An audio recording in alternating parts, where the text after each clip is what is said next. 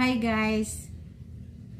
Magluluto ako ngayon ng chicken and gravy mushroom. Ito yung aking chicken. Ano na siya guys? Breast fillet. Yan. Ayan siya. Naka-fillet na yan. Yan. Tapos, mamarinate ko muna siya ng titimplan ko muna siya ng asin. Tapos pamintang powder. Tapos lagyan ko siya ng bawang. Hindi naman kailangan ng bawang, kaya lang gusto ko lagyan ng bawang para mawala yung lansa ng manok. Konti lang siya. Ginagayat ko siya ng maliliit. Yung panggayat ng kiso para maliit. Ayan siya oh. Tapos irarab ko siya.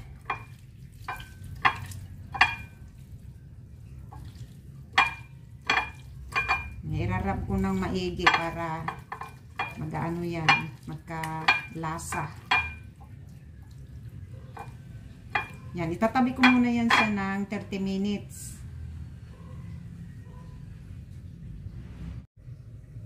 Ito na yung karagdagan na sangkap guys sa lulutuin ko. Meron akong mushroom na slice. Tapos meron akong gatas na i-buff.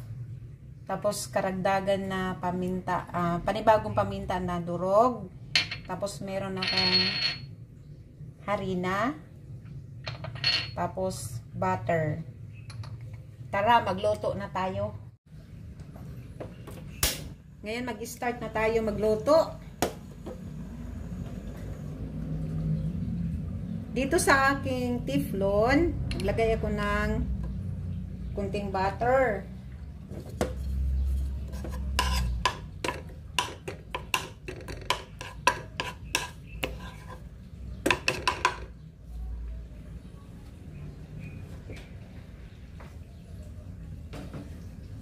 Tapos hinaan natin ng apoy.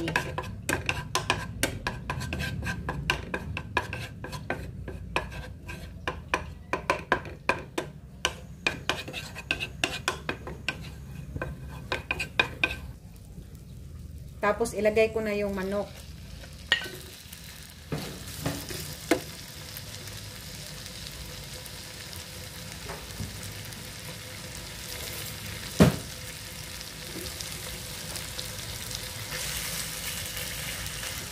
Kailangan ko siyang i-flat.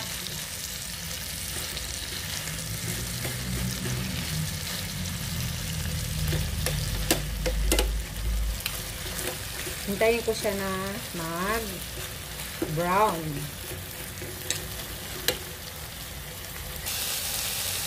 Kailangan ko na siyang baliktarin kasi nag-brown na siya.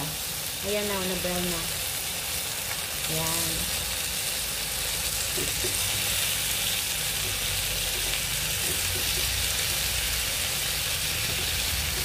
Hintayin ko na naman yan siya mag-brown yung kabilang side. Kailangan ko na siyang alisin kasi brown na siya. Ayan na siya, brown.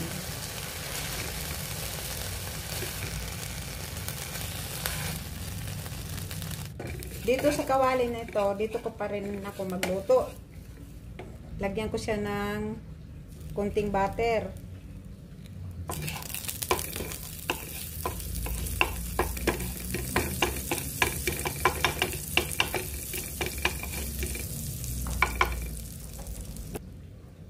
Tapos ilagay ko ang mushroom.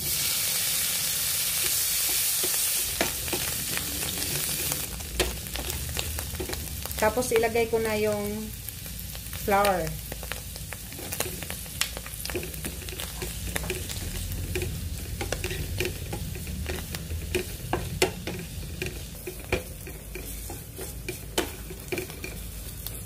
Ayan, kung nakikita nyo,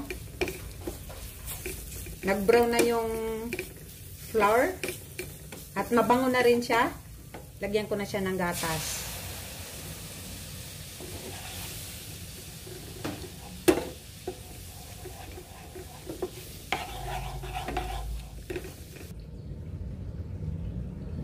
Lagyan ko siya ng kunting asin. Tapos maglalagay ako ng Knorr cubes. Tapos dagdagan ko siya ng kunting tubig. Hintayin ko siya magkulo.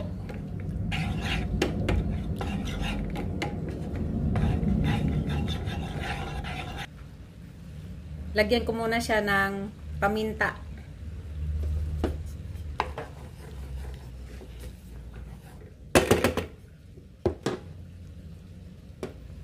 Tapos ilagay ko na ang manok.